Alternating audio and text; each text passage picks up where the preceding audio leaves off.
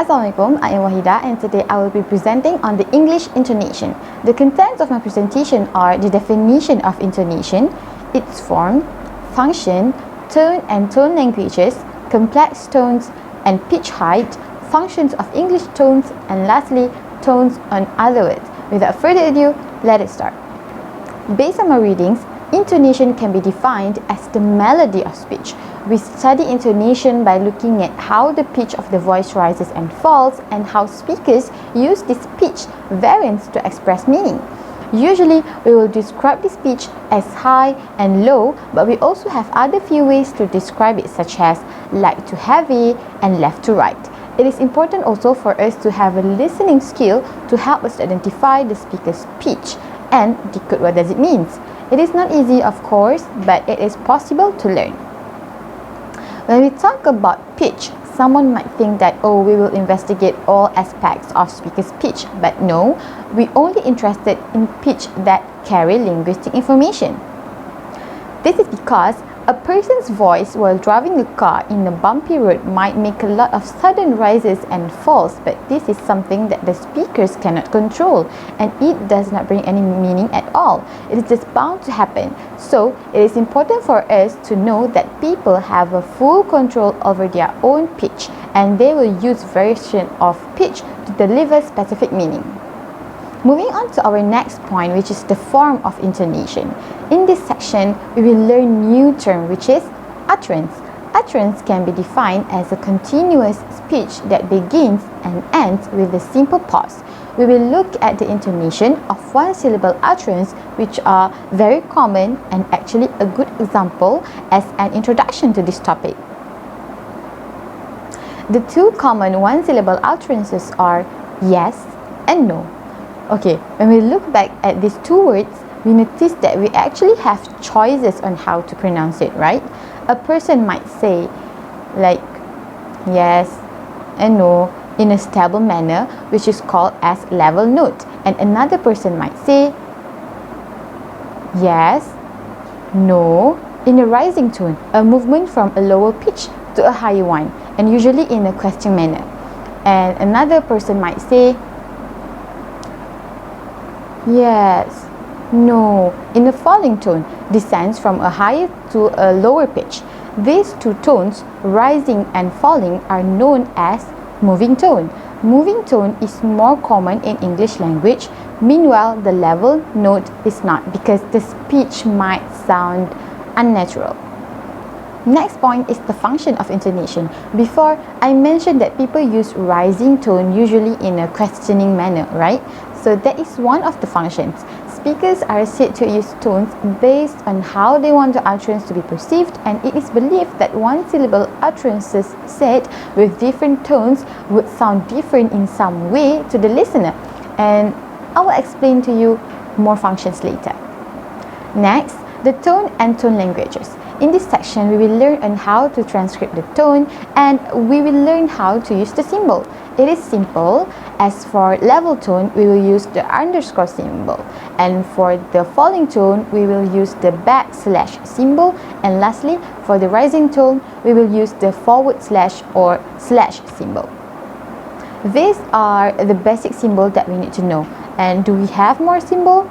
Yes, of course. For example, the symbol of high level and low level, but as English speakers, we rarely use this, but other languages might use this in their conversation.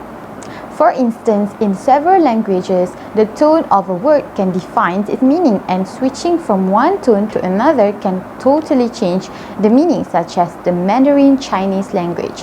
In Mandarin Chinese language, ma means mother, ma means hemp, and ma means scold. These kind of languages that we call as tone language. Other tone languages are Thai and Vietnamese. How about English? Unfortunately, English is not a tone language. Previously, I have mentioned the three simple tones, which are level, high, and low, and now the complex tones. In this section, there are three complex tones, which are fall, rise, rise, fall, and pitch range.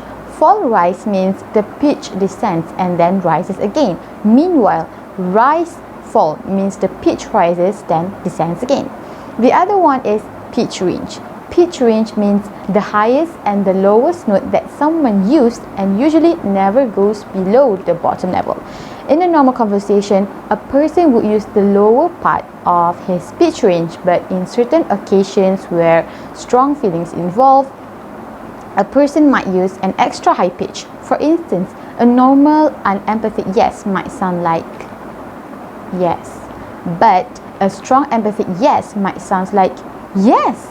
Okay, here it is important to know that the one that frequently used in English is the fall-rise tone. Meanwhile, the rarely used one is the rise-fall tone. Alright, moving on to the functions of English tones. In this topic, we will learn few circumstances that we use various tones in English conversation. Note that in this section, we just learned the basic and simple one, no extra pitch included yet. The first one is fall, yes and no. This tone is known as the neutral tone and it gives the impression of finality. It means that no more explanation needed and the question has been answered. For instance, have you eaten yet? Yes. Next, the rise, yes, no. This tone helps to signal the listener that there is something more to follow.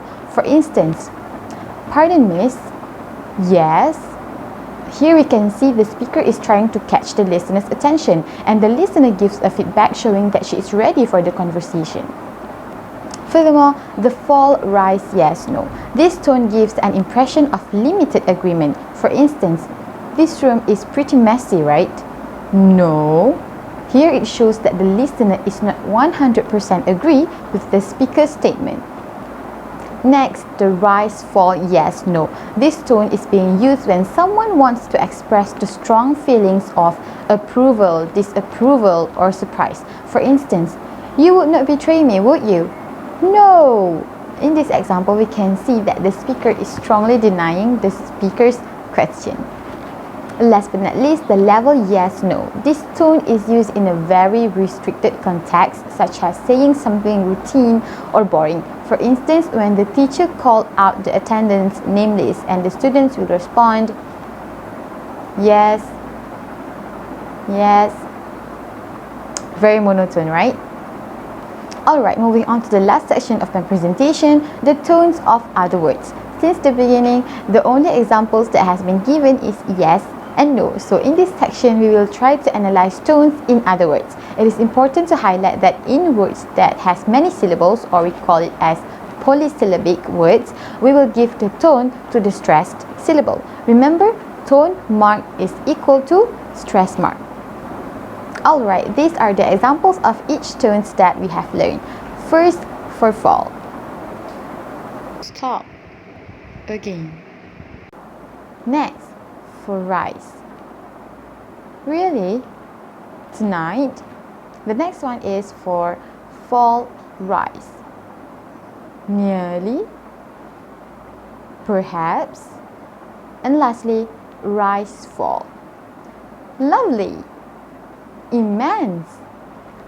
All in all, we already know the definition of intonation, its forms and functions, and we can see how intonation is important in conveying our messages. So, as phonetics students, I hope we will be able to apply all this knowledge in identifying people's speech intonation and gain more understanding on it. That is all from me. Thank you.